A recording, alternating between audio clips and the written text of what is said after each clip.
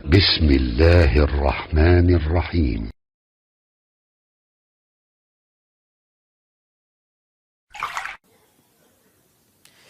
Bagaimana caranya kita tetap yakin mempertahankan iman di kehidupan sehari-hari? Baik, maksud saya apabila sedang pengajian, sedang sholat, sedang baca Al-Quran, iman itu sangat berasa. Tapi jika kita sudah di rumah, di kantor, terkadang lupa bahkan lemah imannya. Anda mungkin, bukan kita. Saya tidak ikutan. Baik. Ini normal. Buka Sahih Al-Bukhari, bab yang pertama namanya Kitabul Iman. Ada 57 hadis. Itu belajar hadis itu cara langsung dari Nabi, dihimpun Imam Al-Bukhari, cara meningkatkan iman dan menjaga supaya tidak turun-turun. Di antara caranya, rumus cepatnya, saya keluarkan hadisnya. Kata Nabi, Al-imanu yazidu wa yantaqis. Iman itu kadang naik, kadang dia turun. Yazidu bitta'ah, ini kuncinya. Satu, dia akan naik jika Anda konsisten menjaga ketaatan. Yazidu bitta'ah. Rumus pertama, kalau iman ingin tetap dijaga naik, imannya tetap naik, baik di masjid, di majlis, baik di tempat-tempat ibadah, ataupun ke kantor, ke rumah dan sebagainya. Satu kata Nabi, pertahankan ketaatan.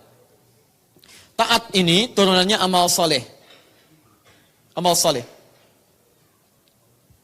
Keluarkan semua jenis amal soleh dalam Al-Quran. Karena itu setiap ada kalimat amal soleh, baik langsung kalimatnya amal soleh, bentuk tunggal atau jama', atau langsung bentuk ibadahnya, itu seringkali bersanding dengan kalimat iman. Untuk memberikan kesan bahwa dengan mengerjakan amal soleh, iman akan terangkat.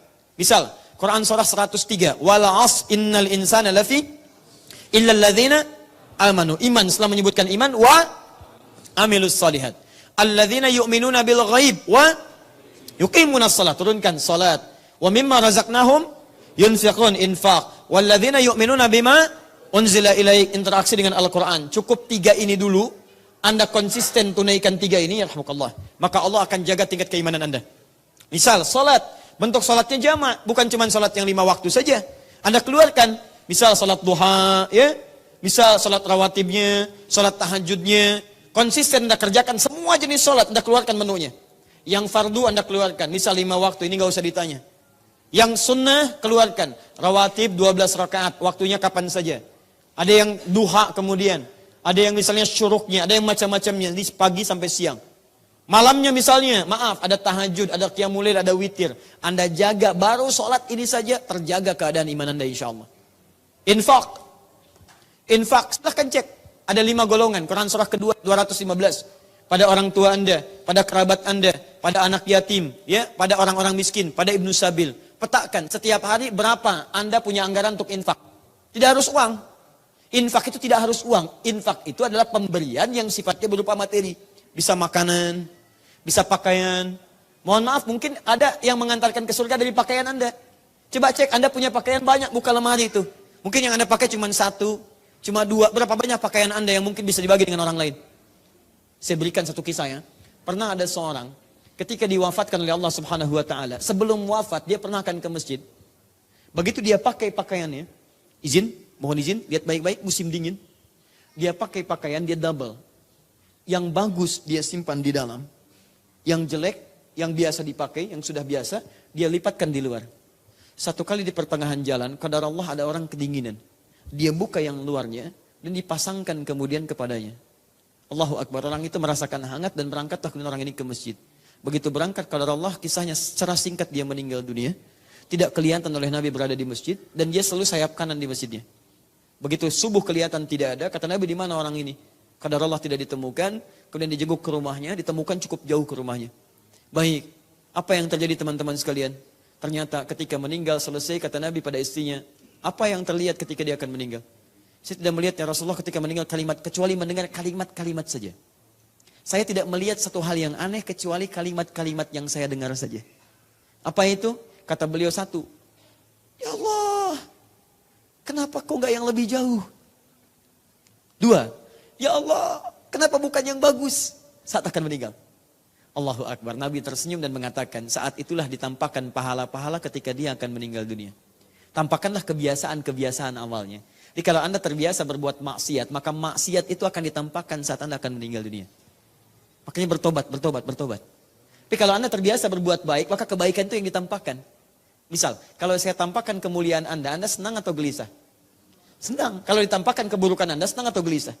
Gelisah. Makanya wajar kalau ada orang meninggal, dia gelisah, pukul, macam-macam. Karena yang biasa dia lihat adalah kebiasaan buruk dia. Kata Nabi, orang ini ditampakkan kebiasaan dia ke masjid menempuh jalan.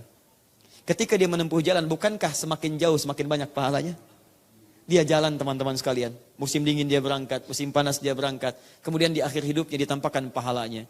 Kata dia berkata, ya Allah kenapa nggak lebih jauh lagi masjidnya ya Allah. Saya pengen lebih banyak lagi pahalanya.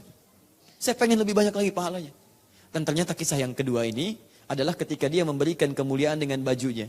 Dia berikan yang baju yang paling luar, bukan yang paling baru. Yang paling biasa itu. Diberikanlah gambaran pahalanya. Dia menyesal pada saat itu. Ya Allah kenapa yang nggak bagus yang saya berikan kepada dia. Kalau saya berikan yang bagus tentu akan lebih banyak lagi pahalanya. Saya ingin tunjukkan kepada Anda, infak itu tidak harus dengan uang. Semua kita punya peluang untuk berinfak. Anda mungkin infakkan mushaf Anda yang biasa Anda pakai. Ya, Anda sudah tidak pakai lagi, misalnya sudah punya mushaf yang lain, biasakan. Ada yang baru, infakkan yang lainnya. Bukankah satu huruf dibacakan 10 kebaikan? Anda infak mushaf pada penghafal Quran. Penghafal Quran kan biasa menghafal. Berapa huruf dia baca setiap hari? Saya sering katakan pada Anda, hampir mustahil ada penghafal Quran. Baca Quran cuma 1 huruf, mustahil. Nun. Sudah, Masya Allah, tidak. Berapa banyak dia ulang? Makanya coba yang cerdas. Anda ingin cari amalan, cari yang cerdas. Yang pahalanya mengalir. Infak. Usahakan punya anggaran. Setiap hari saya akan temukan begini. 3, Quran. Interaksi dengan Al-Quran. Di kemanapun Anda berada, usahakan. Bismillah minimal baca. Anda mau lihat handphone, ada aplikasi Qurannya kan di situ? Ya, coba berapa kali aplikasi dibuka dengan WhatsApp dibuka? Facebook dibuka. Bisa nggak setiap mau baca Facebook, baca WhatsApp, macam-macam, baca dulu 1 ayat. Baca 1 ayat, baca lagi. Baca 1 ayat, baca lagi. Kalau Anda biasakan begitu, insya Allah ada kemuliaan pada diri Anda. Ya, kalau Quran sudah diinstal di handphone Anda, belum dibaca juga, mau diinstal di mana lagi? Ayo coba teman-teman sekalian, biasakan. Ini ada 3 cara. Cukup baca, namanya qiraah, dipahami, namanya tilawah, atau dihafalkan, namanya tahfidz. Dan kalau sudah seperti itu, insya Allah akan dijaga. 2. Lihat, yang pertama tingkatkan taat, contohnya tadi. Yang kedua, rumus terakhirnya, tinggalkan maksiat. Yazidu bitta'ah wa yantaqisu bil maksiyah. Saran saya, kalau iman Anda ingin terjaga dengan baik tadi, maka saran saya ikuti hadis Nabi sallallahu alaihi wasallam. Tinggalkan maksiat. Tingkatkan taat, tinggalkan maksiat. Jadi kalau Anda misalnya berpeluang ada melihat maksiat dengan pandangan, langsung palingkan. Jalan dari sini, ada aurat terbuka digambar macam-macam, astagfirullah, palingkan. Sudah. Ada acara TV, dengar misalnya acara-acara yang tidak baik, gosip macam-macam, astagfirullah, palingkan. Kalau sudah seperti itu, insya Allah iman Anda akan dijaga oleh Allah Subhanahu wa Ta'ala.